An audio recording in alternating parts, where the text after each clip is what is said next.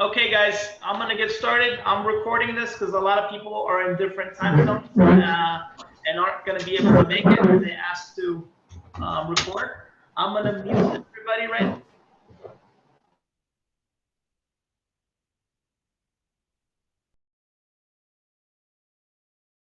I think you muted yourself along with everyone.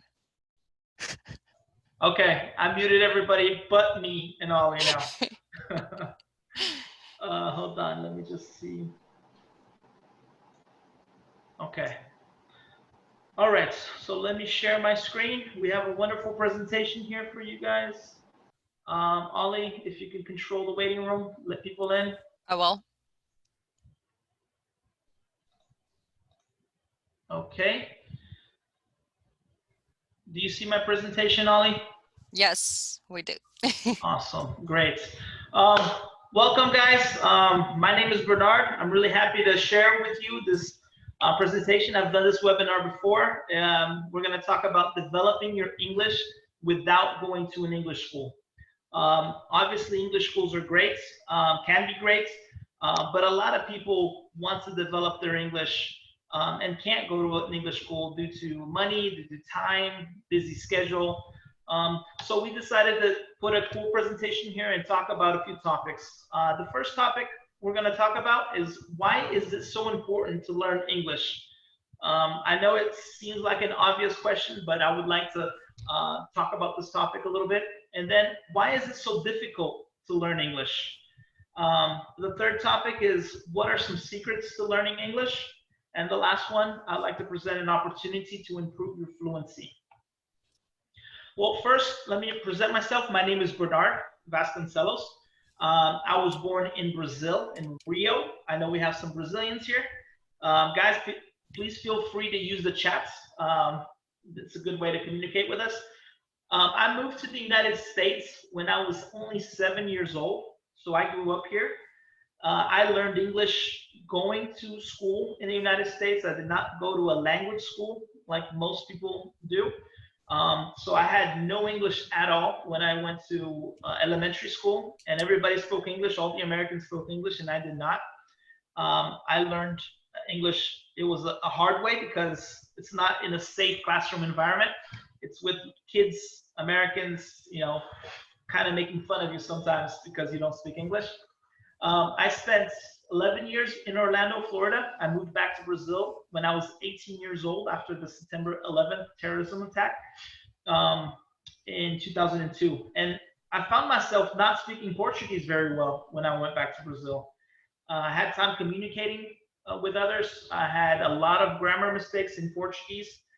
Because I spent 11 years in the United States and I spoke English like an American, I lost my Portuguese because I stopped using it. So I lived a lot in Brazil. I did, college, met my wife, and then I decided to move back to the United States in 2016, 4 years ago. I have a degree in architecture, a master's degree in education, and a master's in business. Master's in education was in the University of London, where I spent 1 full year. I am currently an entrepreneur and an investor. I've worked at a university and I worked at a few language schools, Britannia in Rio, and Liberty is a school I founded here in Orlando. And I also founded Conversation Alive, which I'll share with you a few things about that. And this is me. My name is Ollie Koshelieva. Ollie is my American nickname. My original name is Olga, but it sounds a little bit different when it's translated from Ukrainian. That's why Ollie was made up by my husband, and it got stuck with me forever. I was born and I was raised in Ukraine, and I have been studying English almost all my life. When I was 6 years old, my father decided that it would be a good idea to give me to a school with advanced learning of English. Back then, he didn't know if I ever use it or not, but he thought that it would be a good idea.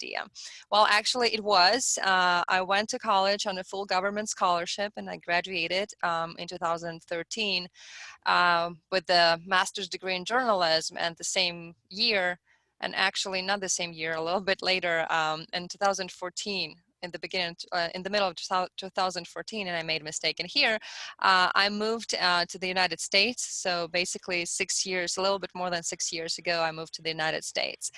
When we moved, me, my husband, we moved to the United States, I realized that I know English. I dedicated all my life learning it, but I cannot use it. So the only way that I saw for me to improve what I already had was to work.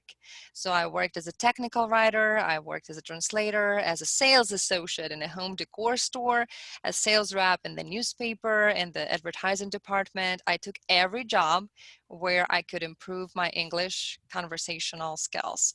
Luckily, I fell into ESL teaching job in 2016. By that point, I worked at least 3 different jobs, and I finally felt confident that I'm a good communicator and I can pass this knowledge.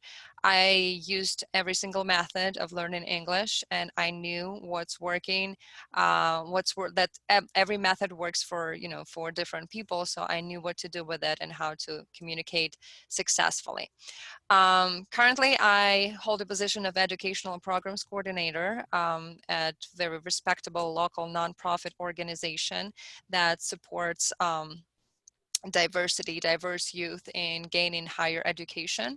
But it could not have been possible if I didn't end up at some point living in Orlando, Florida, got a job at Liberty Language Academy, the one that Bernard started a few years ago. I taught ESL there, and then I became a teacher at Conversation Live that Bernard will talk a little bit more later. So that is my English as second language teaching experience. And it was really, really rewarding. Back to you, Bernard. Thank you, Ollie. Please keep up with the chat. I can't see it because I'm presenting. Of course. So feel free to interrupt me at any time. Got it. All right. First thing, why is it important to learn English? More than 50% of all the content on the internet is in English. Russian's in second place, Ollie. German, Japanese, Spanish, French. But by far, a lot of content on the internet in English, and that's where we access this content every day practically. Approximately 1.5 billion people in the world speak English. That's 20% of the world's population. And 75% of them are not native speakers. They learned English as a second language. Some countries have higher proficiency than others. The ones I put here: Sweden, Netherlands, Denmark, and others like my native country, Brazil, where less than 5% of the population speak English. So if you're in Brazil and you speak English, congrats, you're part of 5% of the population of that country that speaks English. So English, why learn it? Access, that's the main thing. Access to entertainment, access to education, and access to profession. So in the entertainment world, I think everybody is in this every single day. Movies, series, books, Netflix, Amazon, travel, music, YouTube. If you don't speak English, you are constricted to only that content in your language. You'll always need subtitles. You'll always need, you always be handicapped needing English. So if you speak English, you have access to a world of entertainment and sports, music, etc. The second part is education, access to information. You have access to information in your native language. You have access to universities, but when you have English, you have access to many different types of other programs. In Europe, there are programs in English, universities in English. So universities, master's degree, PhDs, courses, seminars, webinars like this one, which is all in English. Books, lectures, and culture in general is something else you have access to. And then third, profession. It's a great upgrade on your resume, your curriculum. You can get promotions. You can get a global position. It's easier to negotiate worldwide. You have trade and many different opportunities. When I was in Brazil in 2016, the Olympics was going on in Rio right before I moved here. And I have a quick story because an American was looking for a place to hold ticket distribution. And it was going to be a house of one of the countries. I forgot which one. And, you know, the sports athletes were going to be there and everything. And he couldn't find a place. He was negotiating with a Brazilian. And then for some lucky reason, he found me and he dropped everything. And because he liked me, the transparency, the English, the culture, the everything I've lived in the US, he decided to, rent, lease one of my properties. It was $100,000 contract. It wasn't, a small thing for 2 months. So it was pretty good. So that's, you have many opportunities. Opportunities are all around us. We just have to be able to have access to them. And English helps a lot. Now, why is it so hard? Why is it so difficult to learn English? I'm going to talk about here content versus skills. Okay, content is the subject or topics. When you go to school, you have that book in high school or middle school, and you have to follow it and you have to learn it, and you have a test, you study for it, and then you pass the test, and boom, you learned it in theory. That's content. Skill is the ability to apply this content or this knowledge. Practice. The more you practice, the better you become. So in any sports, you have the content parts. I can know everything about football or soccer, everything. But if I've never played it, if I've never tried it, I don't have the skill or the ability to play. I may know all the rules. I can sit in the classroom, pass a test, but it does not mean I know how to, play soccer. And it's the same thing with English. But people learn different ways. So I have a quick question. If you can put this in the chat, and I'll need help. How do you learn a language best?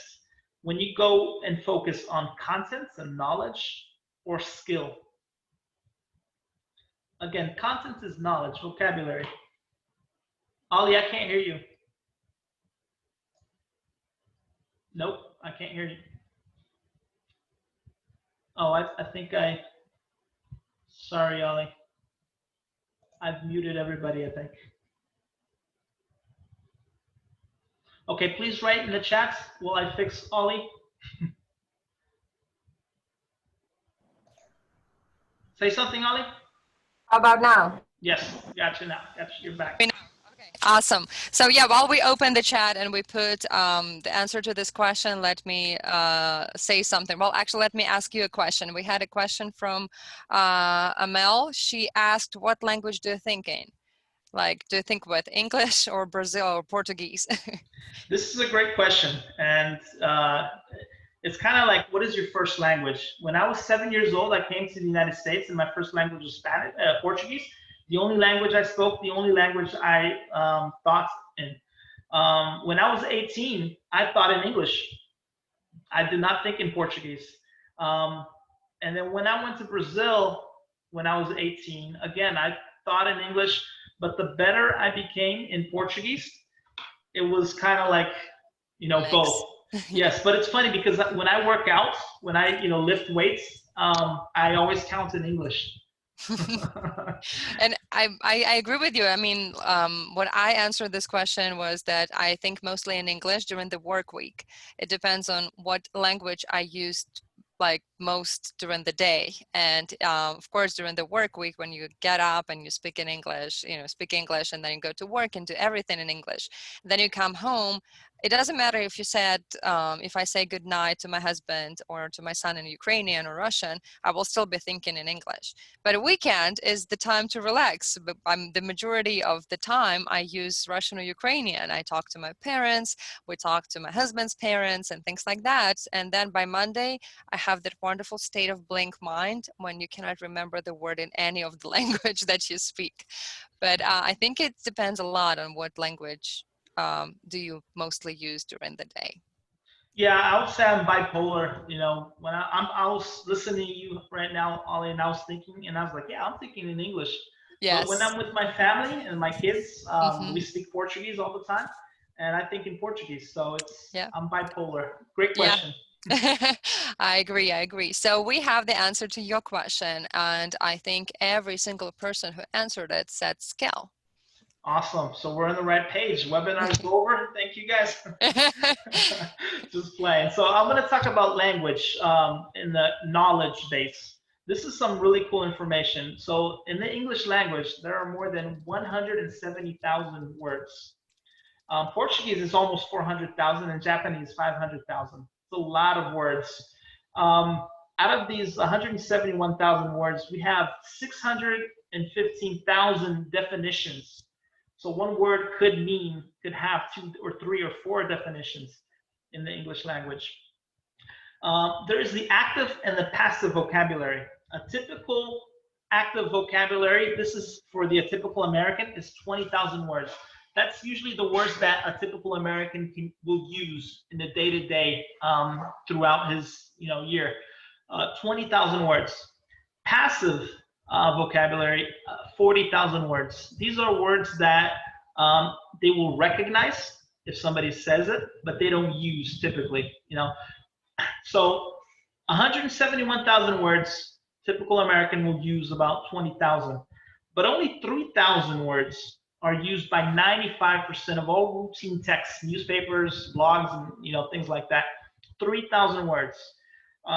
So this is the content part. You don't have to learn all 171,000 words, 615,000 definitions, all the grammar structures, or even the 3,000 words. You don't have to memorize this to pass the test. Usually students go to English school to listen to a teacher teach, to study grammar rules, learn grammar jargons. Example, what is the present perfect? What's a syntax? What's morphology, inflections, phonology, semantics, all these crazy things. And then you have, multiple choice questions, and they ask, is this present perfect or past perfect or participle or whatever? That's, typically what you see in language schools. You typically do a lot of reading exercises, a lot of listening exercises for skills. You have a lot of fill in the gap activities and multiple choice. You have, I put mum work. Mum work. Yeah, that's actually homework, but I like this word better. It's supposed to be homework. So you have homework, you got to study, you have a test, and typically, hey, you get a good grade, you learn English. Typically that's what people go through, but not necessarily is what happens and works in terms of learning English. I typically receive a lot of students, especially from Brazil, here in Orlando, who have studied a lot. They studied 2-3 years of English, and they do great on the grammar test, the vocab test. But when they speak, they can't speak much. They're afraid, they have no confidence. They can't put the sentences together because they're very structured. They study the language in a structured way. There are a lot of methodologies. If I may interrupt you over here, can you go back to the last slide? I want to share some of my personal experience about getting a good grade. So I graduated high school with recognition. I was a exemplary student, and of course it was a school with the advanced learning of English. So when I was 6 years old and I had my first class, we had English, being introduced to us, 6-year-old children. And then we studied English for at least 3 or 4 hours a week. And then by the time we got to high school, of course, we knew all those wonderful words like syntax, morphology, inflections, contractions, and things like that. So, and then when I was in high school, when the education was almost over, I think it was when I was junior in high school, we had an American volunteer who came to Ukraine to teach us English. And when she came and started talking, I realized that, okay, I can understand maybe 60% of what she's saying, but I cannot respond because my knowledge does not help me to produce my thoughts, to express my thoughts. I had wonderful grades, but that moment when I had to interact with a real person, I realized that all my grades don't really matter that much, because I mean, they, of course they matter for my, diploma, but they don't matter in real life when I actually have to interact with a person. So that was my first realization about that a good grade and doesn't mean that I learned English. It means that I have knowledge of English and grammar rules and things like that, but it doesn't mean that I can use that knowledge. Yes, yes. Um, so the three major methodologies to learn English: grammar translation when you go to a school and there's a lot of translation, there's a lot of your first language, there's a lot of grammar. There's the audiolingual, which is a lot of repetition, a lot of visual aids. Both of these, usually the teacher is at the center, is at the spotlight, and the students are there to absorb or learn from the teacher. And there's the communicative method, which is all about communication. The student should be at the center. I even have it in Portuguese there. There's a lot of group activities and practice, and that's what's most effective. However, most schools are now saying they are communicative because of marketing. When you say you're communicative, you say, yeah, that's what I want. But what happens in a lot of these schools is the teacher still, is the center of the knowledge base. The teacher is there to teach more than the students are there to learn. A lot of focus still on grammar because teachers are taught all of the jargons and all the grammar rules because they have to know this, of course. But then they want to teach exactly what they've learned to students, and that's not what a student's career with English is going to be like. All the assessment system is always usually focused on assessing your knowledge instead of your skills or your ability to use the language. The topics are very uninteresting, very because they're from the book, and the books are used for 5-10 years. There's very little student interaction. Sometimes you get like 5 minutes to have a quick conversation activity, and then there's a huge gap between the classroom and the real world. So in the classroom, you're in a safe environment. Everybody's there. There's a teacher. If you don't understand, the teacher explains. In the real world, when you go out there and ask, an American or British something, you have different reactions. Some people, have no patience at all. My wife has experienced this a lot here in Orlando. People don't have patience with you if you don't speak English, and it's a huge difference between the classroom and the real life. How do we learn? As children, I have 2 kids. Ollie has 1. We've all been kids before. We learn first by listening. We listen to our parents. We listen to TV. Now we listen to these things. A bunch of screens and YouTube and things like that. So we listen. Kids listen. They listen a lot. Then they start to reproduce this. They start to speak. They start to, say, I want this or that. Or May I interrupt you over here? I have a wonderful example. Oh, always. Thank you. I have a wonderful example about how children learn. So my son's first words were not mom or dad or something like that. My son's first words were not nice. Because that was exactly what he heard so many times in the school. He's a very active kid and he's a very crazy kid and he doesn't see the boundaries. So that's why that was thing that was repeated to him multiple times. So that's what he said. Not mom or dad, not like I love you, not more, not something like that. Not nice. It was his first expression because he listened to it and he repeated it. He knew exactly when to use it. He used it in correct situation. But what he did, he observed, he listened, he repeated. Yes, great. And when you start repeating simple words, that's one thing. As the brain matures and things become more complex, they start putting these words together in sentences, and that's where the grammar comes in. But they don't go to a school or they don't have grammar classes with their parents, unless Ollie, you teach your son grammar classes. Oh no. A little bit of phonics maybe, but no. Yeah, so grammar is really absorbed. They learn by repetition, by listening to people speak, use the words in their correct sentences. And then when they go to school, they start, reading and writing, but they're fluent in their native language before going to school, kindergarten and where they learn how to read. And then they learn how to read and write. And in sports, you know, I play basketball. I play the piano now. It's different. You learn some contents. You have some instructions by the teacher or by a workbook or something or a coach, and then you practice. You practice, practice, practice. You get some feedback. You practice again, and you get feedback. Practice. You learn more contents. You know, and that's how you this cycle is used for you to become better at sports. So the first one, children, we talked about the ability to speak, and write, listen, and read. I think I said that.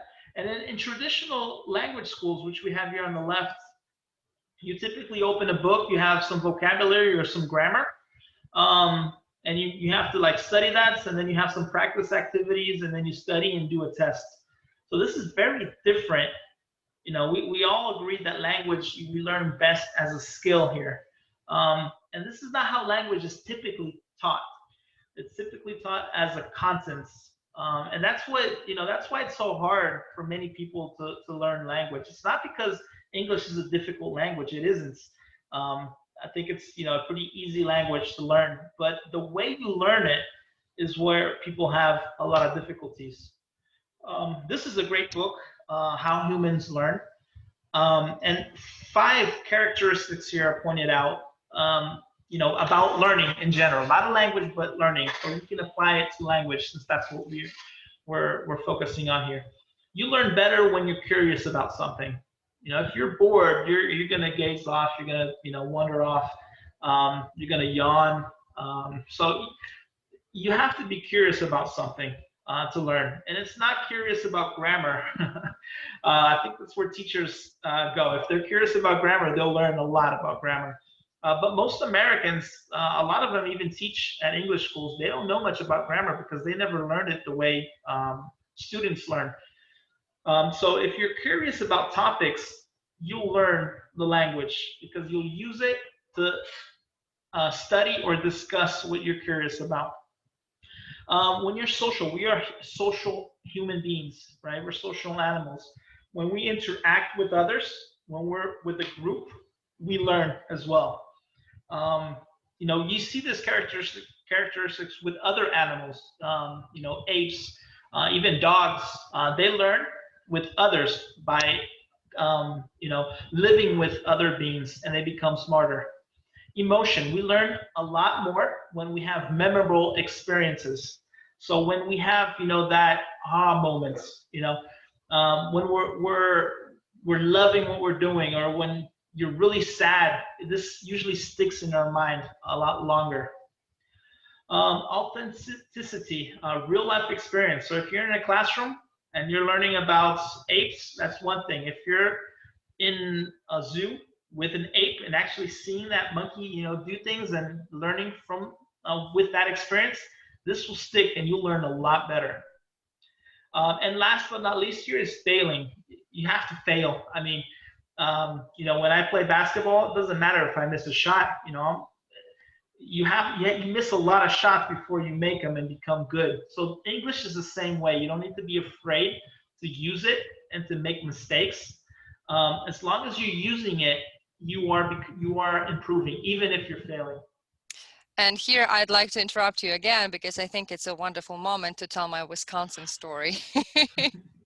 So actually there was an episode in my life when all of this happened, especially emotion and failing and all of this. But I remember this story. It's been almost 4 years since it happened, but I still remember it in every single detail. So do you know what is sconces light? Somebody. If somebody knows what is sconces light, just turn your mic on and tell me. Is that an app? Nope, sconces light. And I will type this word in the chat just so you know how to. Okay, so sconce light or sconces light is actually, I'm not sure if you're going to see this picture or not. Well, probably not. But anyway, it's the thing that you put on the wall. Like you put it on the wall and you put candle in it. That is called sconce light. How I learned this word, I mean, I used it once maybe in my life, and then every time I tell this story, but that's it. But how I learned it. So I was working at the home decor store, and there was a woman who came, and she approached me among all the associates around. She approached me. Maybe she liked me. I don't know. But anyway, she came and she said, like, hey, I'm here to get some sconces.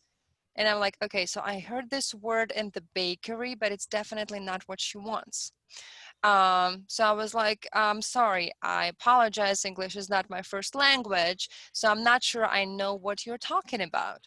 And she was not impatient. She was a really nice lady, so I think I was lucky. So she pulled her phone. She found a picture and she showed me. This is Con's Light, she said, with really deep Southern accent. It's a different story, but anyway. This is Kansas Light, she said. So I was like, oh, okay, ma'am. Yes, those slides we have over there. And I showed her, but I never used this word. Nobody ever asked me about that anymore. Nobody ever used this word around me anymore. But I will always remember that word. First of all, because it was social interaction. So the person approached me and asked me the word that I have no idea about. Of course, I had all range of emotions because I didn't know what to say. To acknowledge that I don't know the word, to ask somebody to help, like, what should I do? So there was a lot of emotions involved. And then, of course, I failed to understand what she wanted because I remember I asked her like maybe 2 times to repeat what she wanted before I acknowledged that I don't understand what she wants. And since then I was just curious, about sconces. Every time I see them in somebody's house or in the store, I'm like, sconces.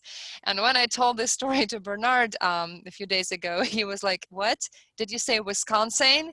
So right now I have another wonderful association with this object, but that's how I learned. That I had everything involved, all the concepts that you see on your screen right now, they were involved in my learning process back then. Nobody came and taught me this word. I learned this word. So that's the major difference. And we all learned it from you, Ollie. Oh, I know, right? Like I passed the knowledge. Sconces will live. Yes, thank you. And that's a perfect example, but we go through this every single day and we learn every single day new things by living. Even when you watch TV or a Netflix series or Amazon or whatever, we still learn. We see a different situation, and we learn from it. Sometimes we don't, pull this out and stop to think, hey, I learned it like this. But that's how it happens. So 2 secrets. I don't want to keep everybody too long. I know it might be late in some places, but 2 secrets, to learning English. I only have 2. I'm sorry, but they're good ones. The first one is take control of your own education. Don't wait to be taught. Go out there and learn. It might sound simple, but a lot of people, go to an English school, they pay, they sit there, and they just, they're waiting for the teacher to teach them. And they don't learn because they just sit there and wait. Sometimes they're on their phone, they leave class, they don't do the homework, they don't study. I'm just paying. If I pay, maybe I'll learn. That's not how life works. You have to go for it. You have to go out there and, do it yourself. There's just too much knowledge out there for you to just, wait for people to teach you. I have, 2 examples here. On the left, this is me in the white shirt back there presenting my final architecture project to a group of students and teachers. They were assessing me. I was going to get a grade, and I went through 5 years of architecture and urban planning, and I passed. This was formal education. There was a curriculum. There were many, many subjects, tests and all that. And I learned a lot. It was great. On the right here, this is me in 2004. I was, I don't know, 18, 20 something years old, 22. I went to Paris during my architecture degree program. So I took the summer off. I went and studied in Paris for 1 month. I went to study 2 things. One, architecture, because I was majoring in architecture. I don't think there's a better place to learn architecture than in Paris. Everything I was reading in the books, history of arts, history of palaces. I don't know if anybody knows where this is in Paris. If you do, say it in the chat. But I learned so much architecture, old, new, the mix, what was it, La Défense, which is a new was not anymore. It was a new place in Paris with modern buildings and everything, and many different generations or buildings, medieval ages, Art Deco, all that. Really, really great experience to learn architecture. But I also went to learn French. So I enrolled myself in a French school. I sold my car in Brazil, got that money. My parents helped a little bit because it was a little more expensive than a cheap car. And I went to Paris and I enrolled myself. I stayed in uh, two people's houses. There's an old couple. There was no TV in the house, and they only spoke French. So I had to learn French to speak to them. I had breakfast every single day with this old lady, really sweet, really nice. And she always spoke French, fork, in French, milk, cereal. I had to keep repeating and talking to her about it. She wasn't a teacher. She was just, being helpful. And then I went to language school, which was kind of boring. A lot of grammar, a lot of that stuff we talked about here. Um, and it was hard to learn that way. But when I left, I made some friends, and with the very little French I had, I started, speaking French to them and speaking French at the subway station, at the restaurants. And in 1 month, I advanced a level in French from no French at all to an A2, a pre-intermediate in French. So that was a great experience, learning architecture in French in 1 month by living it. Yes, and this is my example of formal and informal education. Unfortunately, I don't have any pictures saved from me doing something within the walls of the building that you see on the left. This is actual university in Ukraine that I graduated from.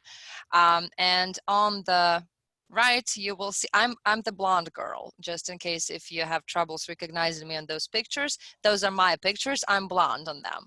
So this is my informal education. When I graduated from the university, and I had knowledge.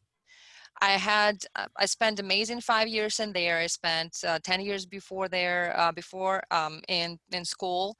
It's a little bit, education in Ukraine is a little bit different. So, but we don't have like high school, middle school. It's just school, 10 years of school, then 5 years of college. So I graduated having knowledge, a lot of knowledge, practical knowledge, theoretical knowledge. But the girl that you see, that blonde girl that you see on the right, this is the girl who learned how to use that knowledge. And I learned it by going to road trip. Me and my friend, she's also Ukrainian, are holding American flag in the South Beach. We took a road trip just to get like a feel of the culture. We saw road trips only in the movies before. So we did. We got in the car and we traveled from Alabama to Miami just to have that experience. We met wonderful people on the way. We spoke English. We practiced a lot of English, which was amazing. So that was a full immersion in the culture. Me working at the store, at the sales, as a sales associate at the home decor store, it was Pier 1 Imports, who lives in the United States, probably know this store. I'm there with my manager. She helped me a lot to learn a lot of words as well, but she didn't make me to repeat everything that I saw in English. We were just talking to customers, helping with this, helping with that. That's how I learned a lot of words, and answering Amel's question that she posted in the chat. And that's how I improved my pronunciation, by just hearing and listening to people around me talking, using words, realizing that there are different accents and different ways of saying words. That's how I improved. I had no choice. I'm a sales associate. I'm helping people shopping. I have no choice but answering their questions and talking. And you can say, I love talking. On the picture above, you see me in the checkered shirt. That's me and my second cousin, 3 times removed. Really distant relative, but that's family reunion. That's another experience that I had, another thing that I saw only in the movies before.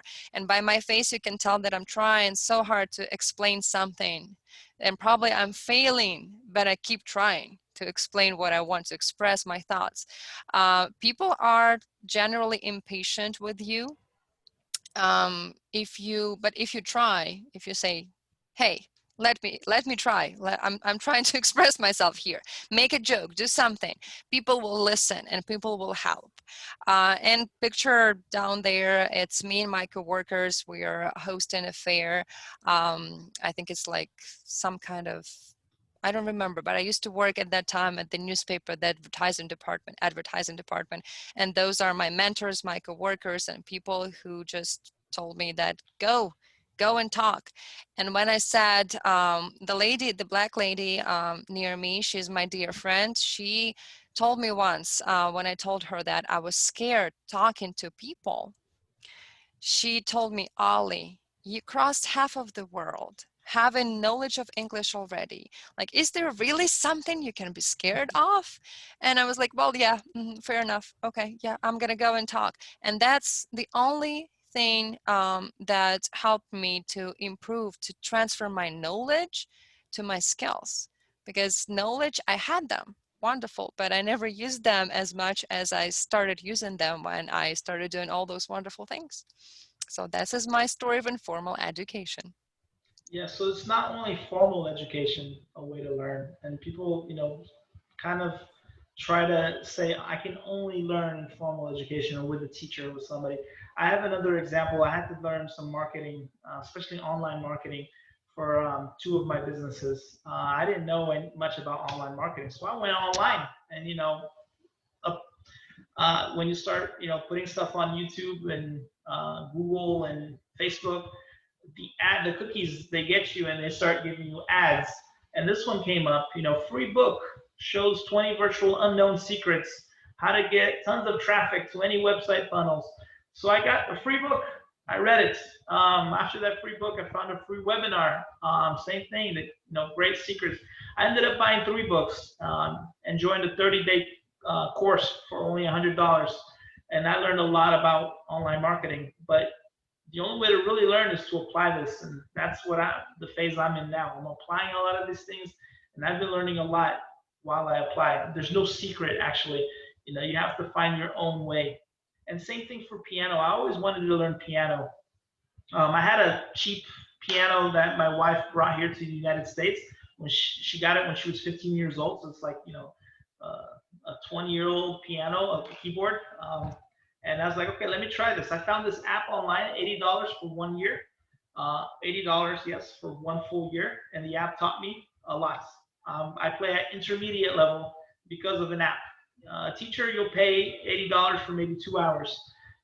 With the app, I spent countless hours, 3 hours a day in the beginning, and I learned piano. So, this is to just exemplify that you don't need to wait for somebody to teach you. You don't need to go pay to, do formal education. I didn't need a degree in marketing. I don't think any of those things I learned in this marketing course you learn in a university. So I think the first tip is, take control of your own education. And the last tip is practice. That's really, that simple. That's not it. I'll share more things, obviously, but the more you practice, the better you will become. If you want to play basketball, you have to practice. You have to play every day. You have to, dribble, do the drills, and shoot and play defense and play pickup games. If you want to learn how to play the guitar, you have to pick up a guitar and practice. You have to do the hours. If you want to become a pilot, to pilot airplanes, you can't just study. We wouldn't want a pilot that just studied taking us across the ocean. I would like a pilot, an experienced pilot. Same thing as a doctor. This doctor has 2 PhDs. I don't care. I want to know how long he's been doing surgery for. That's what we need to do to learn a language, to learn a new language, is practice. And there are many ways. With the internet, you find a lot of free things, a lot. Bernard, I think it's time for you to take a sip of water. That's supposed to be my part. Go ahead, I'm sorry. No worries, no worries. Actually, I can tell you that a good example with the guitar and a good example with the surgeon, for example. Guitar, I have a guitar. I had an idea that I want to learn guitar, so I made my husband to buy it for me. He did, and then we're moving with it from state to state, and it's just a wonderful decoration piece in our house because we failed to learn it. Probably we didn't want to do it that much. I just wanted to have a guitar. But that's indeed, I mean, the more you practice, the more you learn. I cannot just look at the guitar or listen to somebody who plays or listen to somebody to talks how to learn to play the guitar, right? I just need to go and practice. Until I do, nothing's gonna happen. I have a guitar, I have knowledge, right? It's like I have a guitar. I paid for it. I went there, I got it. But I need skills to use both knowledge and to learn how to play guitar, right? To know I need skills to play guitar. The same with surgeon, right? I would trust my mom, for example. My mom is a nurse. I would trust my mom with a lot of different activities with my body because I know that she has more than 25 years of everyday experience using that. But I may be suspicious, about somebody whom I know, like, okay, I just graduated from college. I have all the theoretical knowledge. And I'm like, how long have you been in this hospital? So, like things, we want skills rather than pure knowledge. I mean, we want knowledge as well, don't get me wrong, but skills is what we're really looking for. So speaking about language, indeed, there are a lot of different things that you can find online. You can in the stores, right? You can find grammar books and workbooks. You can enroll in the courses like Duolingo or anything like that online, right? You can even scroll in Instagram newsfeed or Facebook newsfeed. You can see English bloggers or influencers sharing their ideas, sharing their videos, sharing their posts, and you can follow them. YouTube classes, as far as I know, they are free too. I mean, of course, they have premium account, but you don't need that to learn English, right? So the same, that's about grammar, right? But vocabulary, you learn through skill. Well, I mean, you can always study vocabulary, but I will not promise you that you will remember it. If you open dictionary and start from A is for apple, B is for bowl, C is for cat, yes, you will learn those words, but you will not remember them and you will not use them. Well, actually, you will not remember words until you use them. So how we get vocabulary and get it stuck in our minds? Listen, reading, writing, speaking. So that's skills. So we learn vocabulary through skills, and the more we practice, the more skills we have. Next slide, please.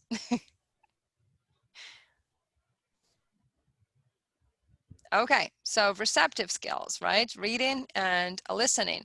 Read what we can read. We can read books, we can read ebooks, we can read magazines. When I started reading in English, I started with cereal boxes.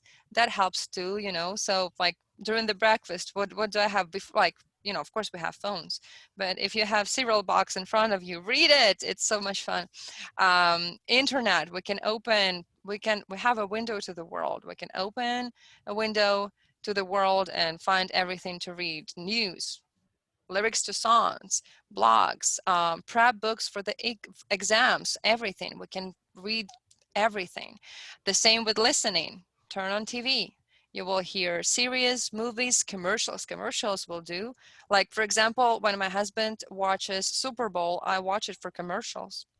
I mean, they're cool. I can even listen for commercials. Sports, news, music, audiobooks. In my experience, I used to listen to the radio shows and radio commercials while I was driving back and forth from work.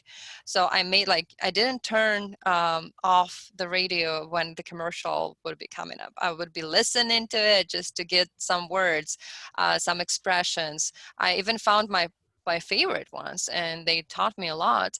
Audiobooks and blogs and podcasts, what's not, even those videos going back to Instagram, right? So those influencers and those popular people who post a lot about their lives, even that, they use everyday vocabulary.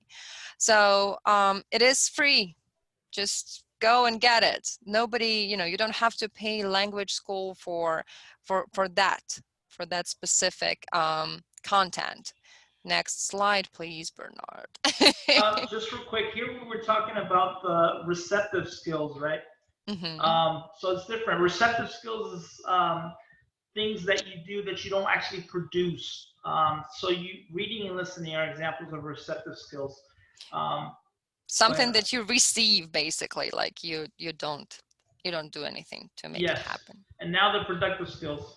And productive skills is when you actually need to use a part of your body, not only the part of your brain, but a part of your body to produce that. So writing, right? Well, if you write to yourself, it will not be that helpful. If you write, complete an exercise for your teacher, it may be so helpful. But if you write an email to somebody, oh, that's when a lot of things come up. I remember, again, going back to my experience from my work when I started emailing a lot, right? So to all my clients, I was so conscious about the quality of my emails that first I had to go and show my emails to someone, and they would be, Ollie, why have you written that much? That's like that long message you read, like you wrote this much. But I was just writing. I mean, I wanted to express myself in a very clear manner. Right now I use Grammarly for that, but still. So writing, WhatsApp, texting, essay, and my favorite, grocery list. Here's a story. I have a lot of them. So when we came to United States, I learned, I knew words like circumstances. I knew how to spell this word. I knew how to say this word. I knew the meaning of the word. I never used this word, at least for the first year in my life, in the United States. But then I remember my friend took me shopping. I didn't drive back then, so she took me grocery shopping. I made a grocery list so she could help me to navigate through huge Walmart. And I made it in my native language. So I had to translate to her what I wrote so she could lead me in the correct direction. So we are in the fresh produce section, and I didn't know, it appeared that I didn't know the word eggplant. Simple word, simple ingredient, simple vegetable. I know the word circumstances, but I don't know the word eggplant. I jumped, I showed, I expressed it all the possible ways that I knew. I mean, we ended up understanding each other, but she had a hilarious time with me. You know, she had a blast. Me jumping, trying to explain the word eggplant. So things like that, even simple words, right, that you put in the grocery list. It's the way to learn the words, to produce the words, and to remember those words. Again, the word eggplant I will remember until I die. And speaking, conversation with friends, like being I know, in the party, Halloween party or something like that, full immersion. You can take English course and practice speaking and practice expressing your thoughts, or dun dun dun dun dun, you can do conversation alive, and that's what Bernard's going to tell us about. Yeah, so productive skills, again, you produce, and you have to produce it with a purpose, as Ollie was saying. You can't really practice speaking to yourself and think you're going to get better. You're going to be like, yeah, you know, no one's listening. So a conversation with friends, any type of immersion program. So if you go to another country, as I did, as I went to France, I learned architecture and French because I was there. I was living it. And I know when you're in your home country, it's hard to do this, right? Everybody speaks your first language, so you don't have anybody to speak to. And this is where conversational life, came up. It's a way for you to be able to speak English. And I know we have a few of our students here. And I'm sorry, I don't want to bore you guys, our students who already know about conversational life. But I am going to talk, about conversational life before we end this and open up to questions. Okay, so Conversational Life is an online program. It's a conversation program. You have to already speak English to join this program. So you can do it for a month, you can do it for 3 months, a whole year. You pay a fee, you go online, and there's a schedule. I'll show you everything. And you talk to people from all over the world, and there's a live teacher. So Ollie has been one of our teachers. We have other teachers too. So this is what when you sign in, what it looks like. Welcome to Conversation Live. You have the next class starts in a few minutes. We have on the left here, the program has 8 classes every single week, Monday through Saturday, in New York time zone. When you join, you'll be able to choose your time zone, and you'll see the schedule in your own time zone. That means it's more than 400 classes a year. Every single year, 400 hours of speaking opportunities in English. We do have a live teacher in every single class. It is 100% online. We have people, joining from home, others from work, others from vacation. I haven't seen anybody at the beach yet, but it is possible. Every class has small conversation groups. So we might get 15, 20 students in one class, but we always subdivide the students into groups of threes, twos, or threes. So you get a lot of conversation time. Students from all over the world. We had 13 different countries in one class. I think that was max. Today, before this class, we had like 5 or 6. So pretty interesting to meet people. We're talking about feminism today, and I learned that in Bosnia, that's not really popular because everybody, even though it's a Muslim country, everybody is treated equally, men and women. And I was surprised. And then one of our students from Ukraine said, "Yeah, in Ukraine, it's the same way. Feminism isn't as strong as it is here in the Americas." So very interesting. You don't learn just English. You learn a lot of things from different people. There's no tests, no homework, no studying. How am I going to learn? Studying and doing homework and tests doesn't mean you're learning, as we discussed earlier. You learn by using the language, as kids do. As I learned piano, and Ollie learned French, English, and I learned English too. Benefits: you'll improve your fluency and speaking skills for sure.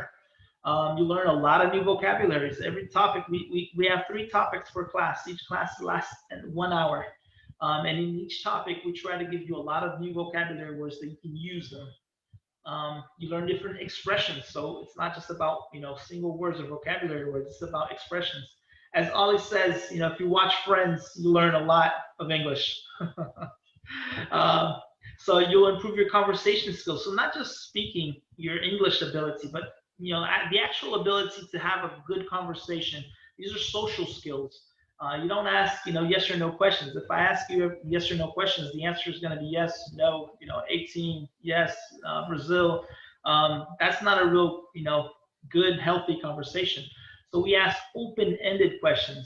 How do you feel? Why? How did this happen?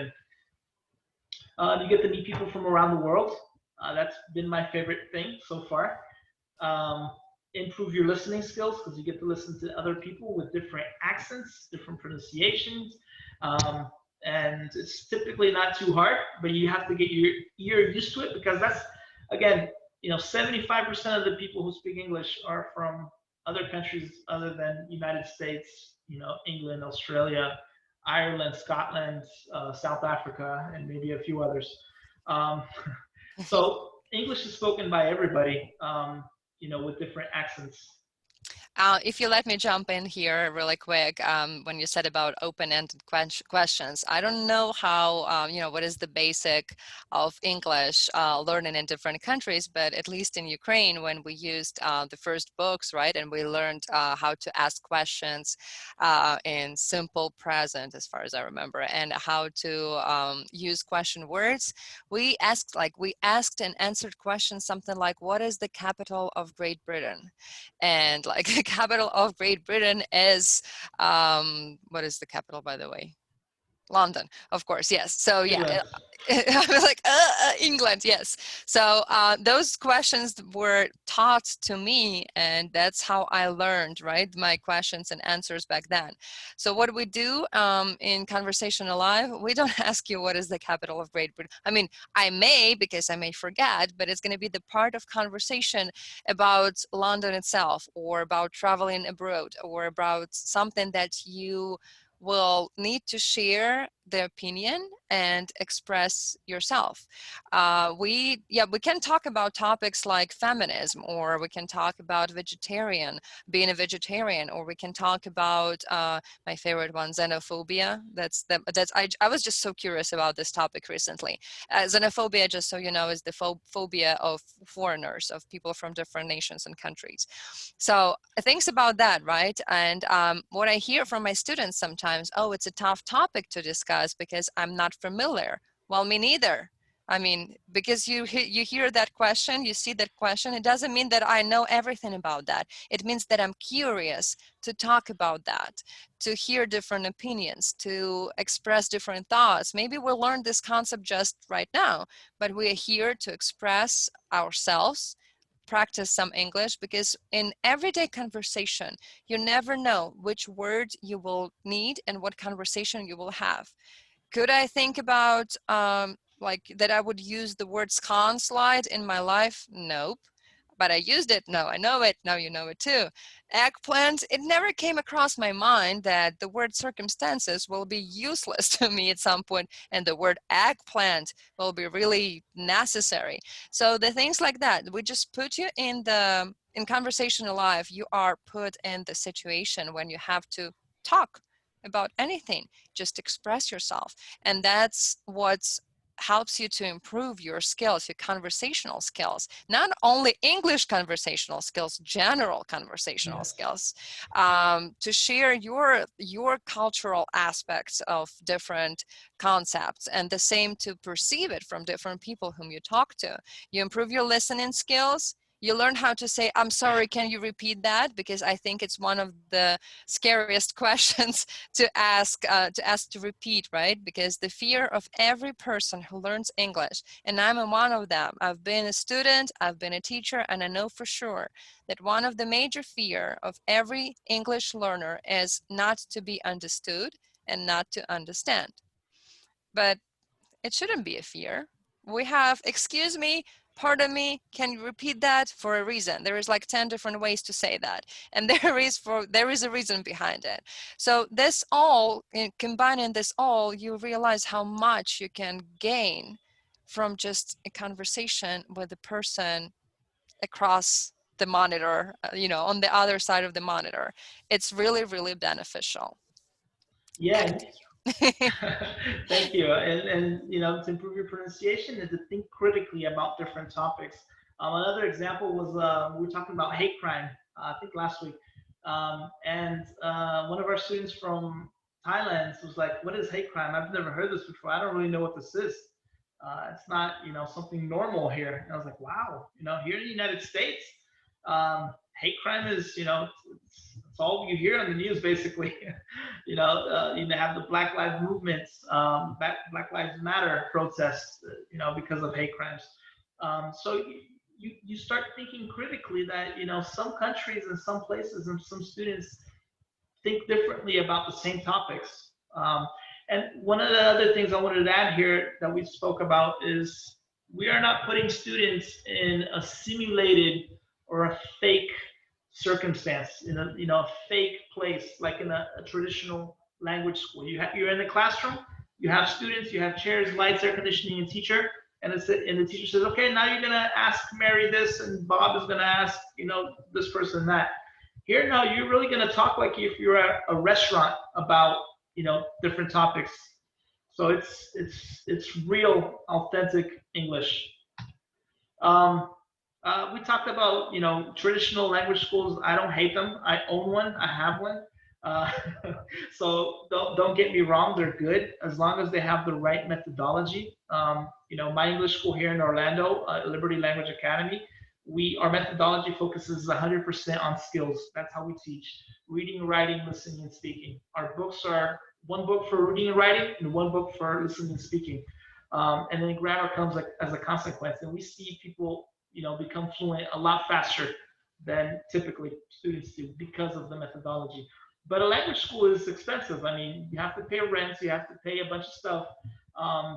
It's typically $150, maybe $400. So it depends where you go, how many hours a month. And a private teacher, to do just 5 hours a week, it gets to $1,000 a month. You have the teacher to yourself. Obviously, it's great. It's very personalized. I'm not saying it's bad. It's very flexible. But with Conversational Live, it's only $15 a month if you do the 1-year plan, which is $179. It's very cheap compared to what you get with the other, two here. You meet people from around the world. You focus completely on conversation. It's authentic English, flexible schedule. You can go online and say, I don't want to go to class today. You're not going to be marked absent. You know, there's no absent, there's no test, no curriculum. There's always a real life teacher. You always ask questions. You know, you have the chats you can ask during the breaks. It's online, again, from anywhere, and lots of conversation time. We have 3 packages just to finish up. The true value of this program is over $1,000 a year. You know, 400 hours of English class, and we're only charging, you know, $179 for a year. There's also 2 other programs, 2 other durations, which is 3 months for $99, and the intro where you start off, just want to try it out for a month. A lot of people see a lot of things online and they don't trust. Oh, it's a scam. You know, I don't want to pay for my credit card here, and you're not going to be billed annually. You only get billed if you actually renew. So a lot of these apps, you put your credit card, and every single month you're charged, right? Or every year you're charged. You won't even remember next year, and you're going to be charged. So we're very transparent. You pay, you get what you paid for. You know, you probably get more than you paid for. We started out at 5 hours a week. Now we're doing 8 hours a week. Everybody has access to all of the classes. And if you're not satisfied, we'll give you your money back. You know, first 5 days of purchase, I did 5 classes. You know, I'm not going to have time. I didn't like it, blah, blah, blah. Okay, just send me an email. You get your money back. If you are satisfied, you're going to be in our webinars. You're going to be in every single classes. And you're going to be speaking English more confidently. When you sign up, this is what you get. You get a weekly schedule with 8 classes. You get a book button. So if you want to, you know, book a class, you just press that button. When time comes, it turns green. It says enter, and then you press it, and then you go to a Zoom platform and enter the class. I like the bottom here. You have the topics. So round 1, you know, do you like mountains? Do you like mountain scenery? And, you know, a bunch of questions. So you have that topic definitely came from me. For sure. Ollie has been doing all of our topics. And you have your time zone up top, and some rules recap. You know, just speak English, be respectful, things like that. And then when you do press the enter button, you enter a classroom. You know, I know we have some of the students here that are in some of these pictures. And then you talk to people, and then we put you in the small rooms, like here on the right. You get, you know, 2 or 3 people. You talk, and then you come back to the big group, and you talk again. So this is Conversational Live. We'll be here, you know, to answer questions about the webinar, to answer questions about Conversational Live. I do have a special promotion for all everyone here that has joined this webinar. It's just for you guys. I'm going to give you 25% off. You just put webinar 25 when you apply the code, and you'll get, you know, a few bucks discount, or maybe more than a few bucks. So if you're interested, you'll get emails.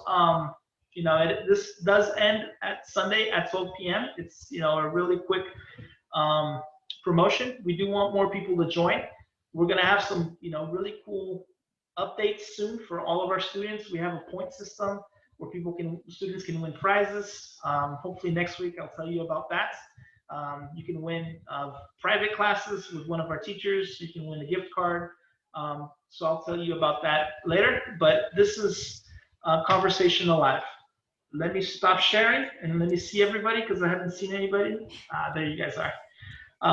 So let me allow you guys. Does anybody have any questions? Betty asked a question. Does this promotion applies to all the students, or only new students? It does apply to new students that have expired. So if you're a current student, you have the classes. You don't need to buy it again. But we do have a few students that have expired their subscription, and if, you know, they want to rejoin us, they're welcome to do so. And if you are one of our students, you will have a good promotion when it's time for you to renew as well, for sure. But great question, Betty. We're gonna keep you updated if you are already our student.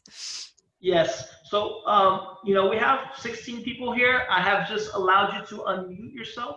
So we would love to take questions and, you know, talk for another 10-20 minutes here. Please. Please, like, pour your questions. We're ready to answer them. If you don't, I have homework to do with my son, and I'd rather not do it right now. So I can do homework with your son if it's not in Portuguese. No, it's English. I'll give you the Skype and you can teach him. Awesome. That works. That works. Nice to see you, Betty. Cristiano, how are you? I'm good. I'm good. Nice to see you, Bernard. Ollie, how are you? Hi, good. How are you? I'm good. Bernard, how are you and the family? Great, great. We just finished the class before this webinar. Missed you. Betty was there. We talked to Betty and some 5 or 6 other people. Yeah, I'm with the microphone, so I'm. You give a webinar. Talk about my experience. Talk about my experience with Conversational Life. I like so much. Conversational Life is very good to improve English, to know people, to meet people, and we start to be a part of this these colleagues and your family, your stories. It's a very interesting place to improve English, to know other cultures, to see how the people in other countries think and how is the thinking in other country. And we start to make a kind of relation that a relation that is not a simple relation. It's a bond. A bond. Yeah, Mhm. yeah. Yes, I love seeing the same students, come back and, time after time. I know Betty, I've seen her many, many times. Always seen everybody so many times. It's really good to see familiar faces, just as if we were in a real school. We see each other and we're comfortable. We know each other. I know some of the stories. We have, a pregnant lady in South Florida that's with us. Many different stories connecting. So it's really, really fun. And I hope to meet some of you guys too. Yeah, that bond that creates, that we create during these classes. I mean, we discuss so many different topics and we talk about, of course, when we meet each other for the first time, we still introduce each other, right? We still ask each other about where we're from and what we do for a living and things like that, just because, we're curious, it's interesting. We want to know a person. So the bond that creates, it's really amazing. I noticed it because I had a chance to teach a lot of classes at different times. So I can tell that I have my morning crew and I call them my morning team is here. And if there's one student for any reason is not there, I'm nervous. Everyone's like, oh, where's Betty? We haven't seen Betty. And then Betty comes in next week and she says, oh, I'm sorry, I was not in the classes. I had so much work to do, but I missed you guys. And that feeling is amazing. It doesn't matter where we live, right? I'm in Kentucky in the United States. Betty is in Florida. Cristiano is in Brazil. Who we have? Somebody's in Japan. That is, by the way, students from Japan amaze me because it's like they live in the future. So, we're all over the world, but we feel that bond because we're all in this together. We're all here with the same purpose. We want to improve our speaking skills and communicate better and, learn more and, somebody has we have a student, Hugo. He always asks me a question about music lyrics. He's like, Ollie, I heard this. What does it mean? And I'm like, Hugo, do not repeat it. Never ever in your life do not repeat it in the good surrounding. That's not. I'll tell you what it is, but it's not a good thing to say. So things like that. We're here to exchange our experiences, our opinions, our skills. We teach each other. I can be an official teacher who answers a lot of questions, but we're still there to teach each other about different experiences and cultures, which is amazing. Yeah, one of the common questions I get, online is, I have a busy schedule. I can't go to the Wednesday class or Thursday class. Should I sign up? You don't need to go to, 1 or 2 classes. You can do whatever you want. You can show up to all of them, show up to once a week, 8 times a week, whatever you want. So it's very, flexible. Mm-hmm. This is Conversation Live. This was our webinar. I hope you guys enjoyed it. We have one more question from Andre. He asked, what's the English level recommended to participate in Conversation Live? So the English level is intermediate and up. If you can speak and have a conversation without long pauses, you're welcome to join. So Cristiano here talks a little bit. If you're at this level or higher, great, you can join. If you I would even say this, if you understood everything that we said today, and if it was easy to understand to you, you're good. Long pauses, we'll fix them. But if you can, if you're willing to try to express yourself, and if you understood everything that I'm saying right now, it's good. You can join. Yeah. Because I tested it on my mom. My mom does not understand this, so she's not ready yet. Yeah, one thing, similar, I play basketball, and I play basketball with people with different levels. I play with people that are huge and they dunk, backwards, they do 360s and they dunk. I can't even touch the backboard. And I play people that are, lesser skill, and I'm there in the middle. And I learn from all of them. And sometimes I can guard somebody that's huge, sometimes I can't. So it's the skill, applying the knowledge, practicing the skill. Even advanced students, they have a great time with intermediate students. What we can't have is people who don't know how to speak English, or have a lot of trouble speaking. Then you need to go to a language school, or you need to learn online, or you need to, watch Friends and then come. Yes, but great question, Andre. Anybody else? Elenice, you have a question. Yes, I have one.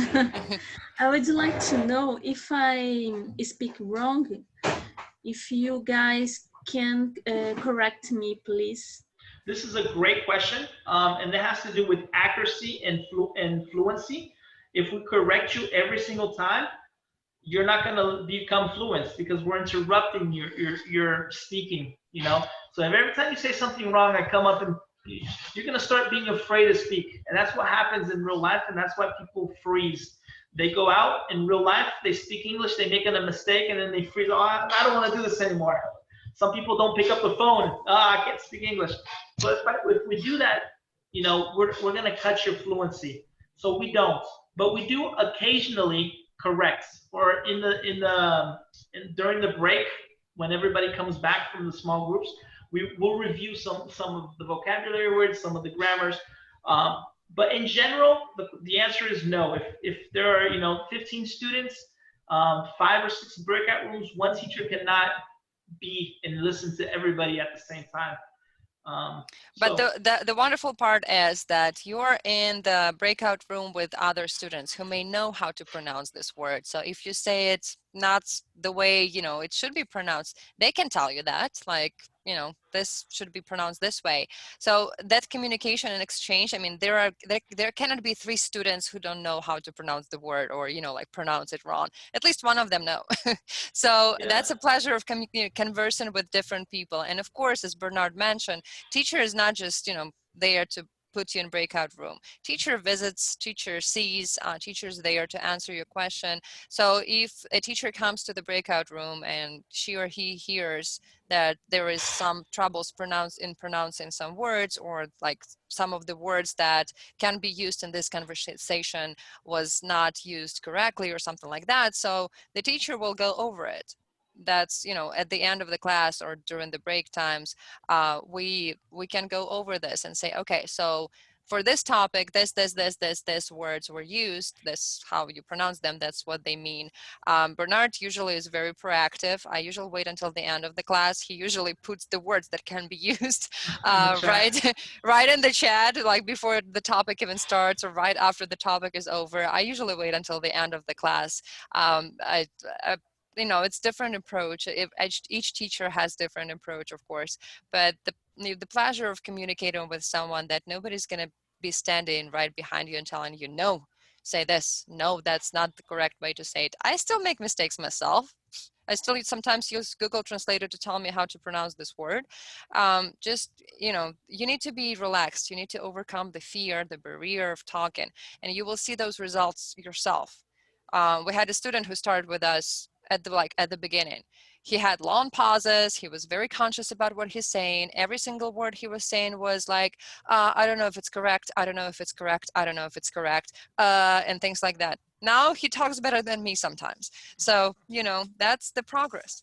Yeah, and one other thing, Elenice, I've heard this a lot. You have a group of 3 students speaking. Somebody says something wrong. No one corrects them. And then they keep talking. And then somebody else says the same thing, the same grammar structure correctly. and then the next time he listens, he says it the right way. This is how kids learn. You know, kids become fluent like this. They listen to their parents speak. They speak wrong. They don't care, and then they correct themselves. So this is natural. It is. Yeah. And Great question. speaking about kids again, I mean, you know, I have a lot of, I can refer to my son all the time because he teaches me a lot, and that may be silly, but he teaches me a lot. He says, no want. He doesn't say, I don't want. He says, no want. Can I understand him? Yeah. I mean, he's very clear. Does it really matter for him, like if he says the full sentence or just 2 words? No, he conveyed his message. I got it. We're good. So for him, you know, at this point, he realized how to express himself, and it doesn't matter if he pronounces everything correct or not. Another thing, apparently, my son learned how to say not that about half a year ago, but for the half a year, we were trying to realize what the second word was. Not get, no bad, no sad, no what. So he mispronounced it completely, but he didn't stop for half a year. And he's not going to speak like that forever. Of course not. I mean, now he says it clear because we figured out what he says so we can respond to him. But I mean, for half a year, he was so persistent. So every time when I give him wrong food that he doesn't want, or I tell him like, let's go to sleep, here's your blanket. He wants to express himself. He says, no, that. I mean, he doesn't care if it takes me half a year to understand what he means. He expresses himself. So that's what conversational skills are about. You express yourself, and you know, you do it the way you know. Everything else will come. And there's one more thing here. We have 2 students here. I'm not going to say your names as examples, but you guys are great examples. You know, one of them, when he started, he wouldn't understand us speaking natural, normal. Yet, you know, he was always paying attention. I see him do this. He always was like this. Could you repeat? Sorry, I have trouble understanding. Now his understanding is awesome, and I'm very proud of him. In 1 month, you know, evolving so much. And we have another student that, you know, always repeated, had to think, and now she's speaking fluent. She's, blah, blah, blah, blah. She just expresses herself. That's true. Yes, and that's, you know, we notice the change a lot more than the student notices the change. Obviously, because we've been with the student and we hear and we see. So if you join, you will see a difference for sure. I mean, there's no way you can sit here for 8 hours a week and speak and not improve. It's not, you know, Bernard or Ollie doing miracles. It's not Conversation Live doing miracles. It's you. You're doing the work, you know. And that's one of the things I said in the first thing. If you want to improve your English, you have to do it. You know, don't wait for it. If you want to play a guitar, go and play it. If you have it in your house, it doesn't mean that you will learn how to play it. You just need to do the work, right? So the same with speaking English. I mean, you can do like me. If you have extra 20 years in your life, you can do and go through the entire thing that I went through and use every single method of learning English, from translation and tasks and autolingual and all of those. I did all of that. Believe me, I did every single one of them, and I had a chance to improve conversation and have full immersion as soon as I moved to the English-speaking country. So, but to gain knowledge took me, you know, to go the traditional way, right? To gain knowledge and then to learn skills took me 20 years. So from 6 years old until 26 years old, that's what I was gaining, knowledge. But I had it, and like, okay, I have a huge backpack, what I'm supposed to do with that right now. And then I learned skills. So right now I know that if you're looking for improving your fluency, then you don't need to go through that way. There is a shortcut. Yeah, there is a watch friends, make jokes. You know, I remember the day when I first finally, I made a joke and it was funny.